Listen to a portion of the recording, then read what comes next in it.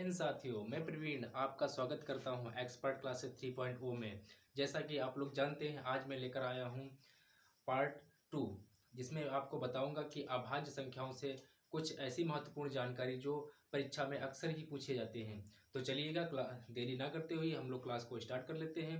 और class start करने से पहले आपसे निवेदन है, यदि मेरे चैनल पर आप नए हैं और क्लास पहली बार देख रहे हैं तो मेरे चैनल को सब्सक्राइब कर लीजिए और बेल आइकन का नोटिफिकेशन प्रेस कर लीजिए, ताकि हर वीडियो का नोटिफिकेशन आने वाला आप तक सबसे पहले पहुंच जाए। तो चलिएगा, मैं क्लास को स्टार्ट करता हूं।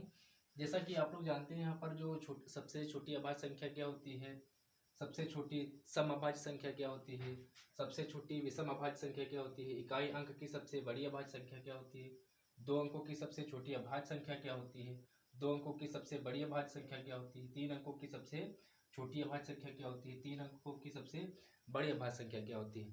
इसके बारे में अभाज्य, अभाज्य, सम, विषम, प्राकृतिक संख्या, पूर्ण संख्या, इसके बारे में मैं आपको इससे नेक्स्ट वाली वीडियो में बता चुका हूं, जो आप प्लेलिस्ट में जाकर उसको देख लीजिए, ताकि ये वाला जो मैं बताने जा रहा हूं ये अच्छी प्रकार से समझ में आ जाए। और ये एक बात ध्यान रखना कि इसके जस्ट मैं बाद अगली वीडियो में इसी से संबंधित जो आर.एस. अग्रवाल की मैथ पढ़ा रहा हूँ उससे संबंधित मैं बताऊंगा कि कौन सी संख्या किस संख्या से कट जाती है। यानी एक के विभाज्यता के नियम, दो के विभाज्यता के नियम, तीन के विभाज्यता के नियम, चार के विभाज्यता के नियम, पाँच के विभाज्यता के नियम और सात के, नौ के, 10 के, 11 के, ये सारे विभाज्यता के नियम मैं पढ़ाऊँगा, ताकि आपको हर संख्या को काटने का एक अच्छा रूल प्राप्त हो सके। तो चलिएगा, मैं बता रहा हूँ कि सबसे छोटी अभाज्य संख्या क्या है। तो अभाज्य संख्या के बारे में मैं बता चुका था कि अभाज्य संख्या ये होती है कि दो, या कह सकते हैं कि वो संख्याएं जिनके केवल दो गुणनखंड हों, वो संख्याएं अभाज्य संख्या कहलाती हैं। तो मैं देख लेता हूँ कि दो, और इसके बाद आता था तीन, पाँच, सात, 11।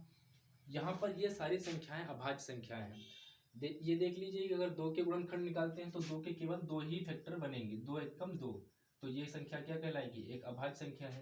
तीन की बात कर लेते हैं तो तीन गुणे एक, यानी इसके भी तो केवल दो ही गुणनखंड आते हैं, तो ये भी संख्या क्या कहलाएगी, अभाज्य संख्या कहलाएगी। इसके भी, इसके भी, इसके भी केवल दो ही टुकड़े हो पा रहे हैं।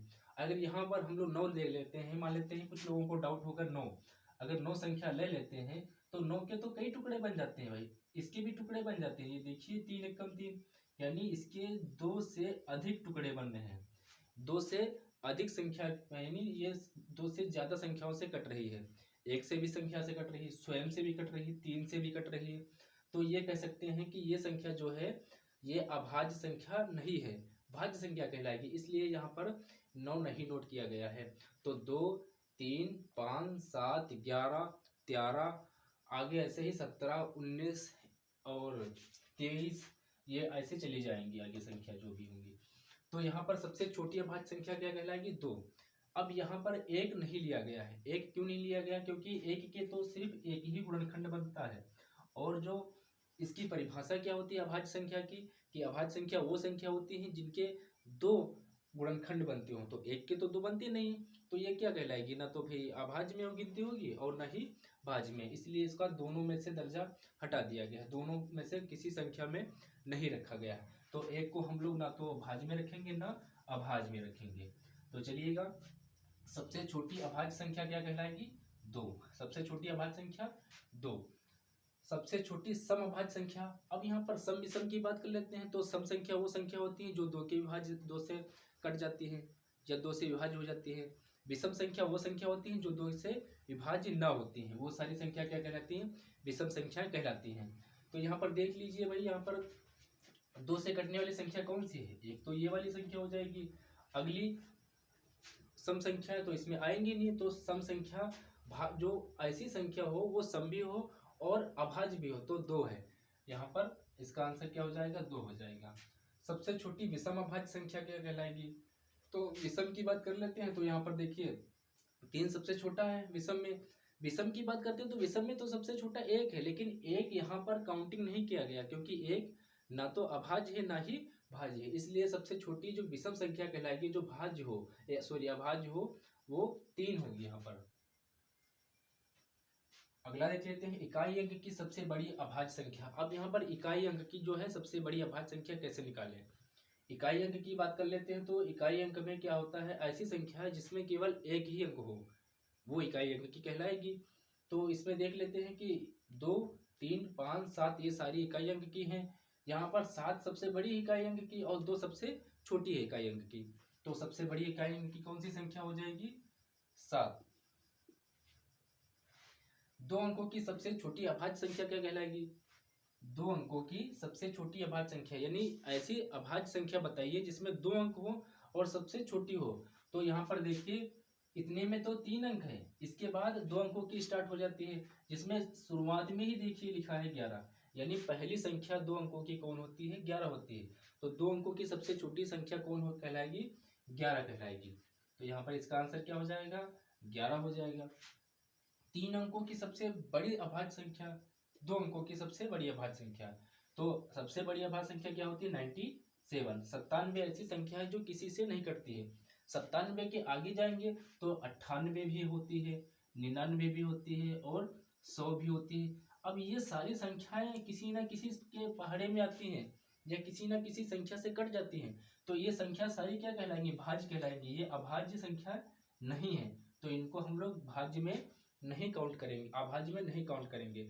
तो इससे जस्ट पहले देखिए 2 अंक किसमें है, 97 में। और 97 जो ऐसी संख्या जो है जिसको किसी भी संख्या से नहीं काट सकते हैं, इसके केवल 2 ही फैक्टर बनेंगे, एक तो 97 और एक 1, यानी एक वो सेम संख्या है और दूसरा गुणनखंड उसका कौन कहलाएगा, 1 कहलाएगा। तो ये इसके गुणनखंड केवल 2 बनेंगे, इसलिए ये संख्या जो है वो एक अभाज्य संख्या कहलाएगी।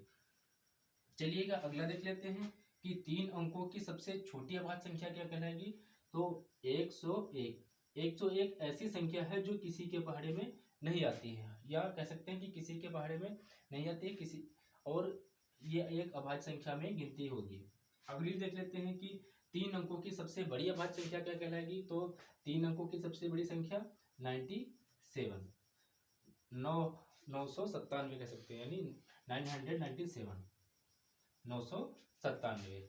तो आज का ये पूरा क्लास है जिसमें अभाज्य के बारे में मैंने आपको बताया है, और इसको एक बार नोट कर लीजिए ताकि आपको जो भी परीक्षा में दिक्कत होती है अभाज्य से संबंधित, तो बस ज़्यादा इससे अधिक नहीं आता है, बस इसी से संबंधित जितना भी पेपर में आता है इसी में आता है। हाई लेवल की बात कर लेते हैं भाई, तो हाई लेवल की तो तैयारी अगर करोगे तो इससे अधिक पढ़ना पड़ेगा, ठीक है। यूपीपी की, या फिर कह सकते हैं जो नॉर्मल बच्चे होते हैं सिलेबस से संबंधित पढ़ते हैं, उसमें भी यही चीज़ें होती हैं। तो आप लोग इसको नोट कर लीजिएगा, और अगली वीडियो जब मैं कल वीडियो लाऊंगा तो उसमें आपको ये बताऊंगा कि विभाज्यता के नियम किस प्रकार से होते हैं। तो चलिएगा, thank you, bye bye, love you.